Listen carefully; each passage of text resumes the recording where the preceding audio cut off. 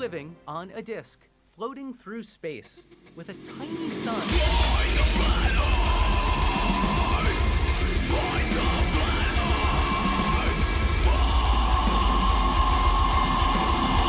Hey, I'm Fight the Flat Earth and welcome back to the channel that drops a toaster in the bath of stupidity. Now the wrong screen's come up, so give me 1 second. Dope. There we go. I was about to say, I saw a beaver there. Hey, there we go. That's better. Sorry, wrong screen. Yes. Welcome back to the channel that drops a toaster in the bath of stupidity. Excellent, smooth start there. Well done, Craig. So tonight we're going to have some fun Flat Earth debates. I'm joined by Flat Earth Aussie Jesus. How are you doing this morning for you, I assume? Good morning. What do you mean? Do you mean to wish me a good morning, or do you mean that it is a good morning whether I want it or not? Or perhaps you mean to say that you feel good on this particular morning?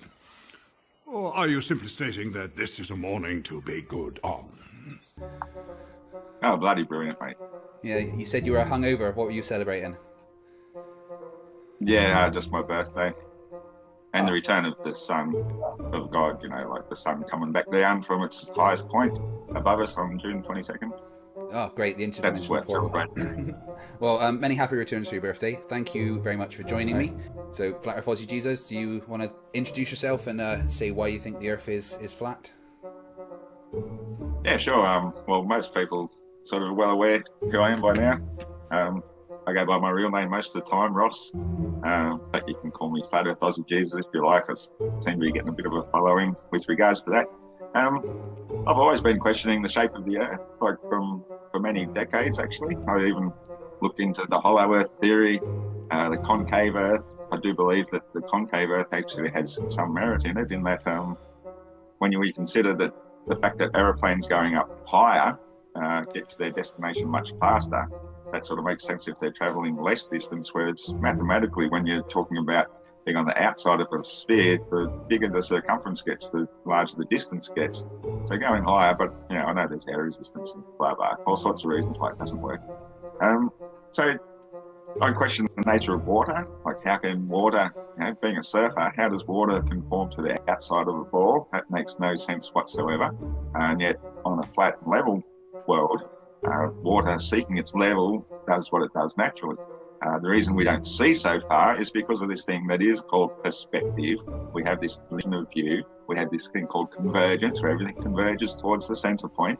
And so roughly speaking, from a height of 6 foot at a flat level ocean, the water appears to rise up to eye level, and it will always be at eye level, despite all these different theodolite type tests you might do to show what your level would appear at that distance, which is what they're doing with the artificially raised levels enclosed in a water tube.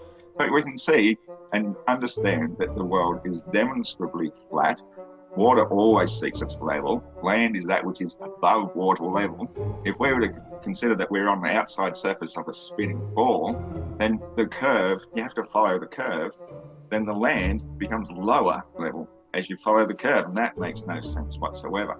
Now, sure enough, you have this theory of gravity attracting everything towards the center, but even that doesn't work. As part of my explorations into this hollow earth theory showed that when they did these tests down very deep mine shafts, they found that using plumb levels, which are supposed to be perpendicular to the level, so therefore converging towards the center, actually get further apart, further down, to the point where at a mile distance from a level mile surface, you go a mile deep, it's 1 mile and 8 inches apart at the bottom, which completely destroys the globe belief in the first place. But you know, that in itself has completely demonstrated we are not on the outside surface of a spinning ball hurtling through space at ridiculous speeds.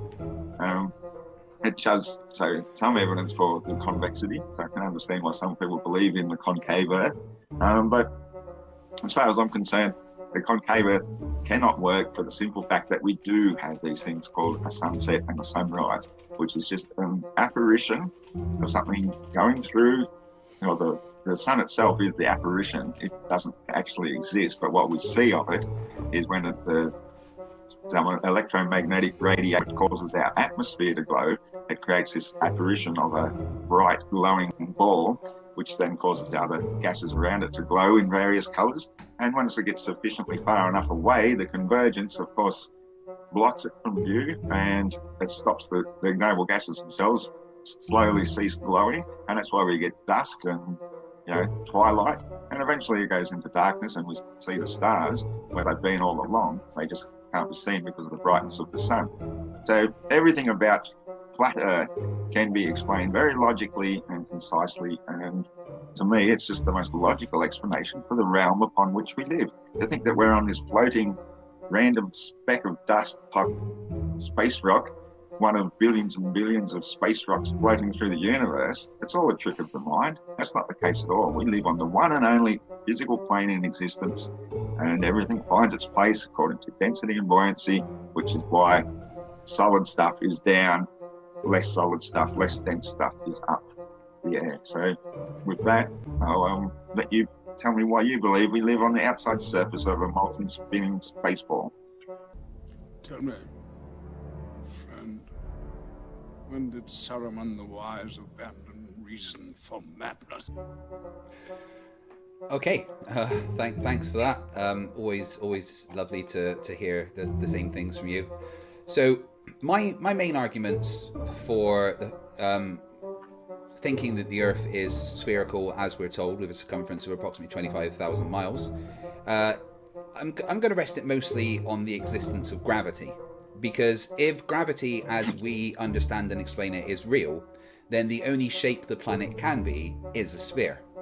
Now, my main evidence for gravity being real is going to be two different experiments. Number one, the Cavendish experiment, which showed that gravity works not only as a downward force, but will show that mass attracts any mass, which was the reason why the Cavendish experiment was basically hung level, so the whole thing was the same, with the same force of gravity pushing down on it, so that it could see the gravitational attraction between the masses on a horizontal plane rather than vertical.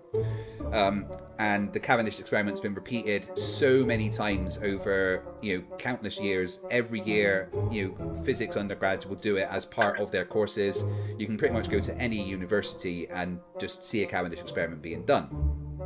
The other experiment is one not many people are aware of, and actually counters your plumb bob arguments for the Tamarack mines. Now, the Tamarack mines were what Flerfs Jesus was referencing in regards to plumb bobs showing that the Earth is actually convex.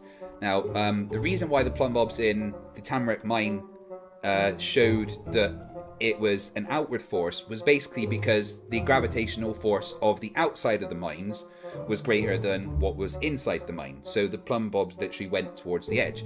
And there's an experiment called the Sicilian experiment. I've probably just butchered that name. And I want to just play a video of the Sicilian experiment to explain it a bit better than I could. Done. So. They actually have come and used our apparatus to make the measurements, and that's an essential part of being, whether it will even... Neville mass. Sorry, I want to get to the right part. Here we the go. first thing he had to do was work out the mass of the mountain. You can't see much of Schiehallion today, but this plaque explains Schiehallion, how that's the how you say original it. calculations were done. This bit deals with weighing the mountain. It was first surveyed by Reuben Burrow, and then the mathematician Charles Hutton theoretically chopped the mountain into what's become known as contour lines. It's the first time they were used. From this, they could work out the weight of Schiehallion. But it was a big step to go from that to working out the weight of the world. Nevertheless, Maskelyne had a go. This is what he did. He dangled a long plumb line on a platform 2/3 of the way up the mountain. He knew two gravitational forces would act upon it. The main gravity would obviously be coming from the mass of the Earth, pulling it down. But the mass of the mountain itself would pull the plumb line towards it, slightly off vertical. We've exaggerated it here. That gravitational effect is what he measured. From the angle the plumb line was deflected, Maskelyne could calculate the mass of the Earth relative to the mountain. He knew what the mountain weighed, so he could work out the weight of the Earth. Okay. Okay, so Flat Earth Aussie Jesus, what is your response to that?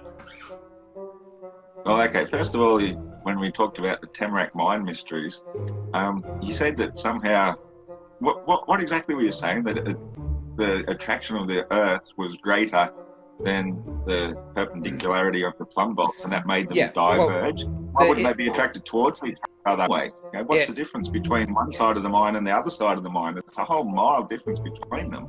And even down the same shaft, they still diverge.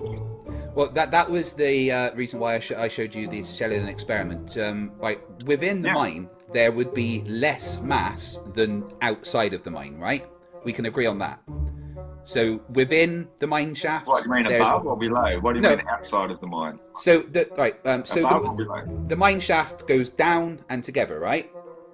Two lines going down and they connect in the middle. So there, with those two lines going down, there's going to be more mass on the outside rather than the inside, because the inside is empty. Yeah, but not 8 inches worth.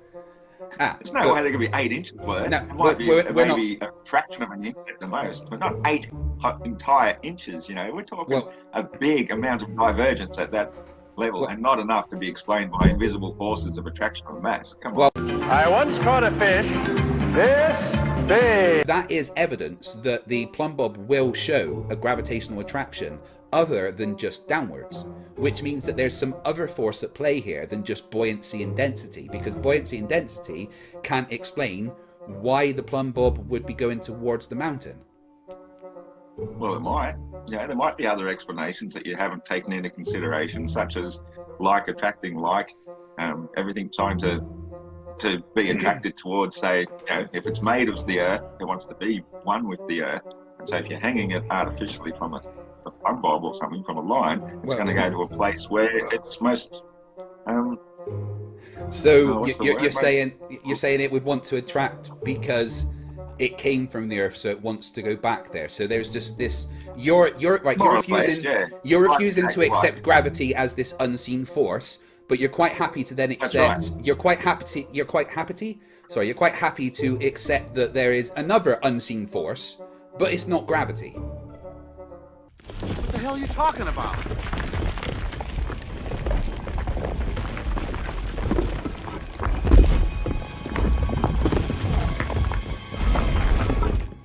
Oh, darn.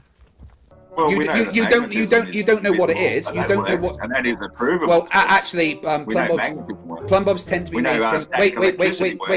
Let the flat Earth finish, and then. Right. Well, plumb bobs tend to be made of lead, and lead is diamagnetic, so that would actually have the opposite effect and push away from the mountain. So no, there's not any electromagnetic effects. And there is no way that buoyancy and density can actually do that. What you're doing here is you're going, I don't know what it is, but it's definitely not gravity. You talk about space, which is non-existent. It's the absence of things. No, and you talk about space-time, which is the man-made measurement of the sun going around us. And you're saying that the warping of space and time is this thing, this real force that you know is fictional. You know it for a fact, and then you're trying to claim, but it's still real because you can imagine it. Right. Number one. It's when a fictitious force doesn't mean that it doesn't exist. That's just a description because it only exists within a reference frame. Now, one thing I need to be clear about is I'm not talking about space and I'm not talking about time. I'm talking about space-time. That is one thing. It is a fabric. Right. Okay. Well, and very much so, because it actually explains everything that we need to have explained. No, and you're insane. to say that wait. You're believing in fantasy, trying to describe another fantasy. Come on. Dude, to say that time is just man-made is ridiculous when you've just had your birthday. Why did you get older? I didn't.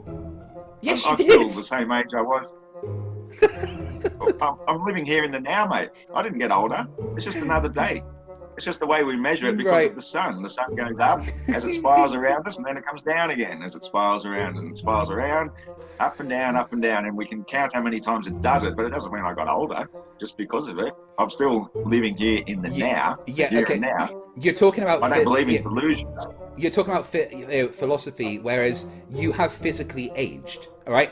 And what you can't deny the fact that your body has gone from one thing to another because of the passage of time. It has. Your body has aged. Your body has lost cells. Your body has recreated some cells. Your DNA has shortened in particular areas. The follicles of your hair have slightly changed, all because of the passage of time.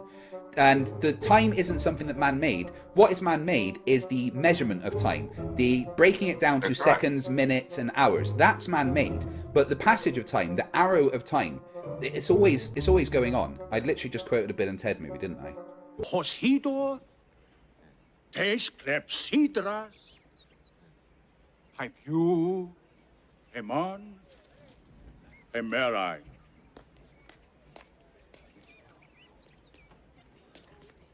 How's it going? Well, it depends, again, on your, like you said, philosophical viewpoint. If you're an enlightened person and you're living in the here and now, then you're always living here in the here and now, and you're not imagining this arrow traveling through anything. It's not traveling. We're sitting here in the stillness of now. This is really what exists. Nothing else exists except this very moment constantly existing. So I put my time is still another figment of your imagination, which you need to just describe some imaginary world that you live upon. Okay, right. So the path of least resistance would be up and not down, because there is less atmosphere above things than below it. So your nonsense about things will follow the path of least resistance makes no sense, because shit would go up. That's no. In the path of least resistance in outer space, that whole entire atmosphere would go into the void, and we would not have an atmosphere. And in fact, then all our water would evaporate, because you need a container and you need pressure to keep water contained. Everything would be gone, and we'd be as barren as the surface of the moon. What is acceleration?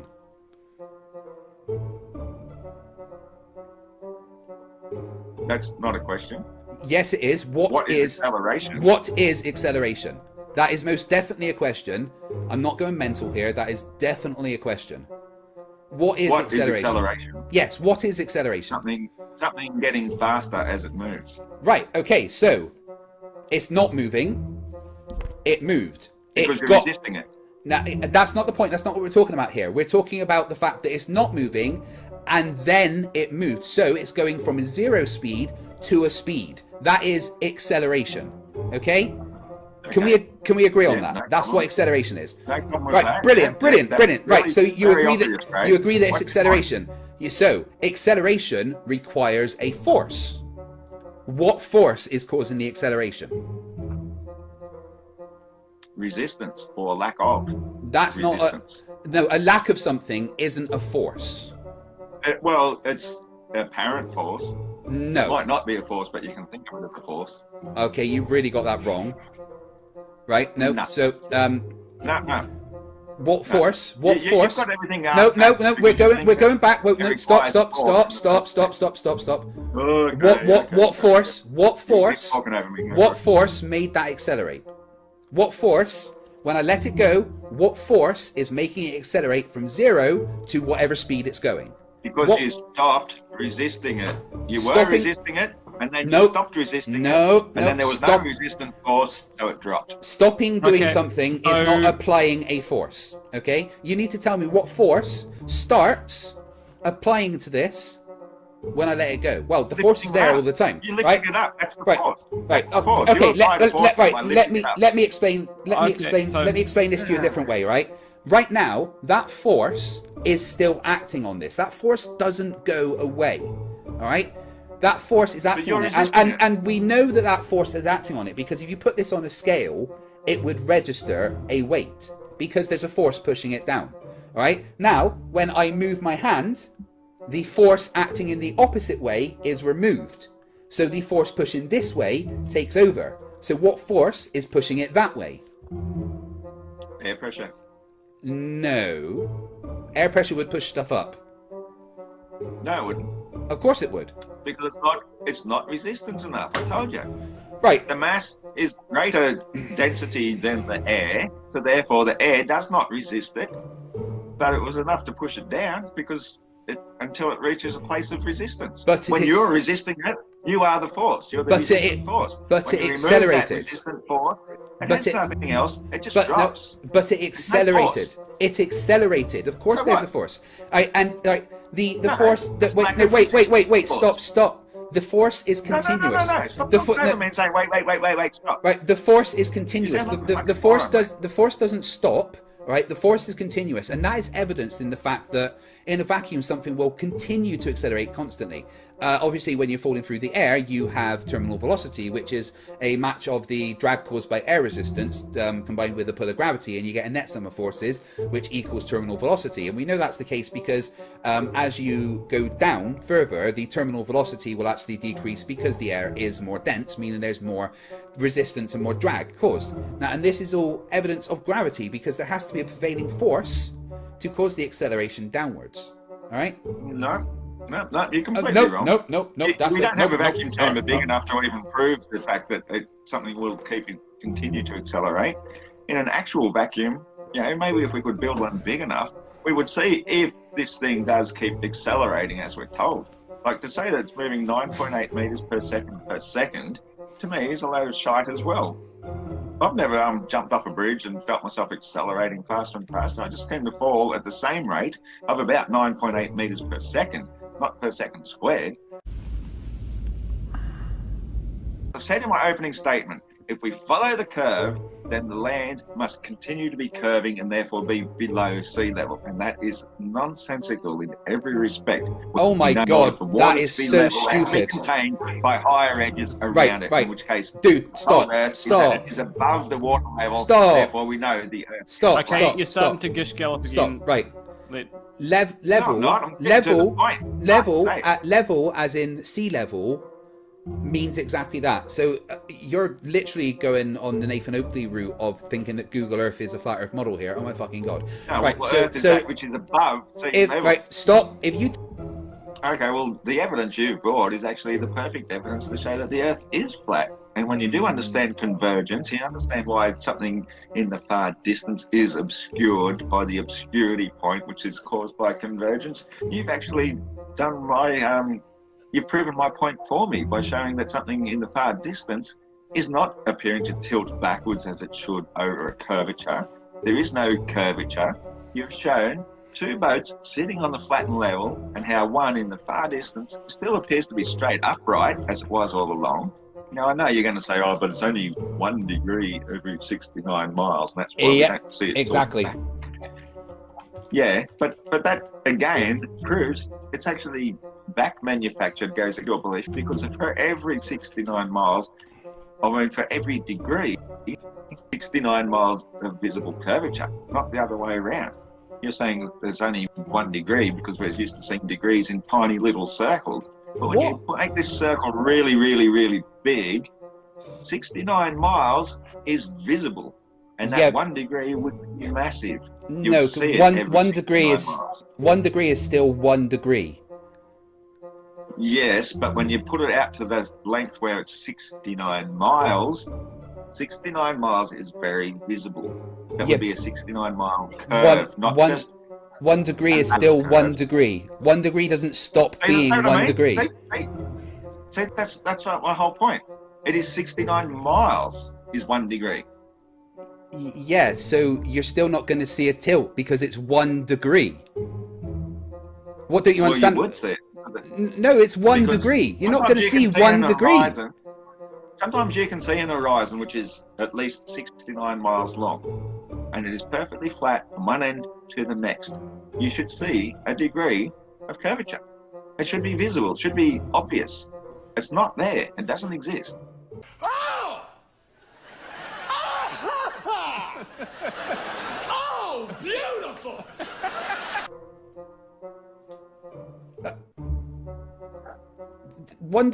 I mean, I don't know how else to say that 1 degree is 1 degree. You're not going to see more than 1 degree for 69 miles. It's massive. But it's still 1 degree, so you're not going to see a tilt. So but the 1 degree you're seeing is at the fucking. Oh my!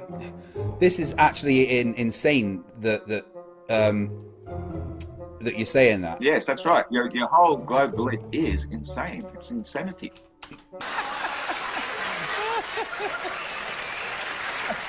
Have you guys heard this one? Oh!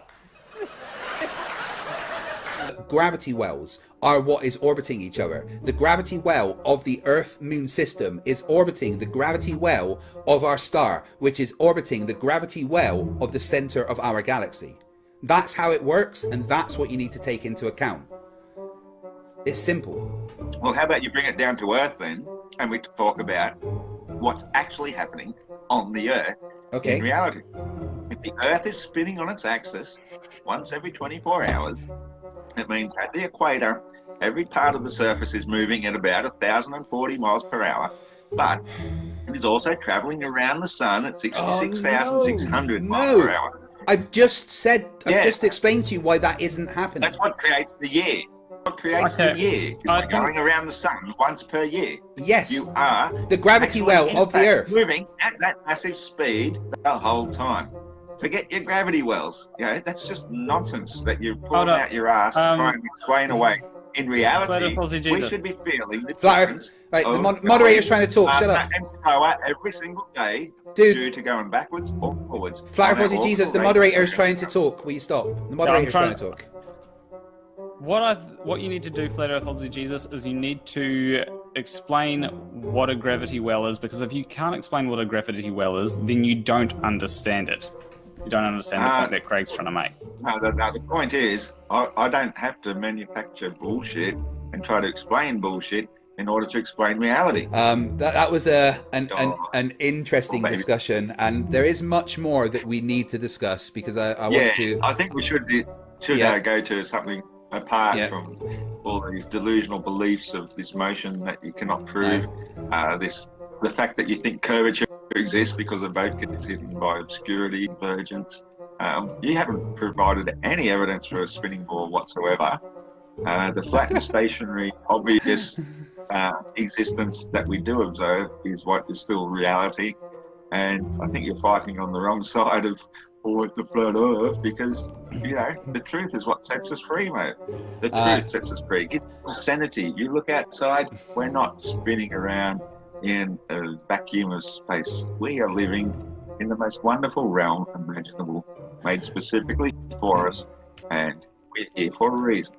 Okay. Not some random chance of evolution due to a Big Bang. So, I kind of think the opposite, where you're saying that it's made for us and everything, and that makes us special. I think the exact opposite. I think the fact that we are this tiny speck of nothing in this vast universe is the most exciting thing that there could ever be. It makes me excited to know that we don't know everything and that there's still more to learn. My massive issue with the flat Earth and it being created, blah, blah, blah, is that, well, there's all the answers, and there's nothing else to discover, except when you look into those answers. When you look into those answers, they don't actually give you all of the answers, and that's my major problem with the things that you've been saying. Did you see me debate 33 UC? No, he's worse than you. $199 US from Zappa Beefart. Why didn't you just fly Frodo to Mount Doom? That's for you, Gandalf. Oh, you could have on a drone and dropped the ring from there, you know, right? Like, why didn't they do that? They should have just flown straight to Mount Doom and just dropped. Didn't need free movies, did you? Yeah. Fucking hell. Use a drone, mate. Oh, God. Well, they had big ass eagles. What were those big birds called? Hey, where would I come into that picture if Gandalf the Grey wasn't there and didn't return as Gandalf the White? This is right. Wrong. Here's the thing about Gandalf, right? He's an absolute dick. See, what Gandalf did was, right, he told the rest of his party to bugger off and then stole all the XP from killing the Balrog, and that's why he came back as Gandalf the White. Oh, but he's down in the abyss. Right, that was the last super chat anyway. So, Planner Walk, thoughts? My thoughts is, I think you both could have been a bit more or quite more cordial than you were. Bullshit, fuck off. But Yeah, fuck you, you cunt.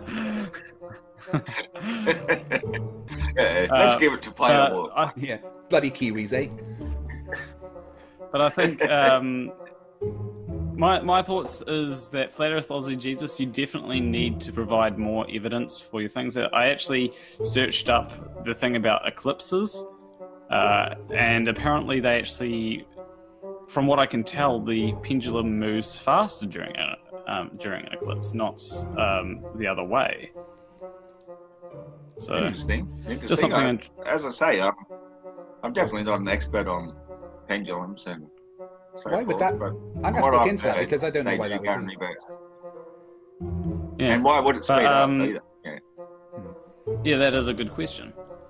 But yeah, I think that you definitely need to provide more sources and more actual evidence than what you have been. So that's my thoughts. Okay, well, thank you everyone for joining tonight. Thank you, Flat Earth Aussie Jesus, for joining me. Always something. Yeah. Always great. I'm always happy to have a conversation with you, if I'm allowed to speak. Good morning.